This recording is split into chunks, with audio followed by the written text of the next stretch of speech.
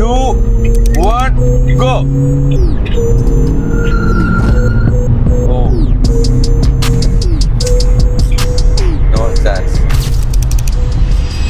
I'm driving a stock GTA. Is it worth the hype?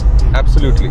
ഭയങ്കര over priced ആയി. എന്തൊക്കെ പറഞ്ഞാലും this car is not a Polo. Polo പോലെ തന്നെ ഇരുന്നാലും it's having that E8 1.8. സ്റ്റോക്കിൽ ഒക്ടാവിലൊക്കെ വരുന്നതിനേക്കാളും പവർ ഇത് ഈ വണ്ടിക്ക് ഉണ്ട്. പക്ഷേ ഈ ഒരു സൈസിലും വെയിറ്റിലും എഞ്ചിൻ മാത്രമല്ല, ഷാസി, സസ്പെൻഷൻ, ബ്രേക്സ് എല്ലാം വേറെയാണ്. നമ്മൾ ആ mini Cooper 2 litre BMW engine വരുന്ന ആ വണ്ടിയുടെ ഒക്കെ ഏകദേശം ആ ഫീൽ ചെയ്തിട്ടുണ്ട്. ഭയങ്കര സ്റ്റിഫ്, ആ ഒരു ഗോകാട്ടി ഫീൽ ഉണ്ട്. ഓൾ അറൗണ്ട് ക്വാളിറ്റി എല്ലാം വ്യത്യാസമുണ്ട്. ഞാൻ എൻ്റെ പോളോയിൽ ബ്രേക്ക് അപ്ഗ്രേഡ് ചെയ്തു, 310 GTയുടെ ബ്രേക്ക് ചെയ്തു. പക്ഷെ എന്നാലും ഈ സ്റ്റോക്ക് GTയിൽ വരുന്ന ഓവറോൾ ആ 4 ഡിസ്ക് വരുന്ന ആ സെറ്റപ്പിന്റെ അത്ര ഒന്നും എഫിഷ്യൻസി നമ്മൾ പോളോ GTA പോലെ ആക്കാൻ ശ്രമിച്ചാൽ എനിക്ക് ആവും തോന്നുന്നില്ല. So there are parts which we can modify, we can change.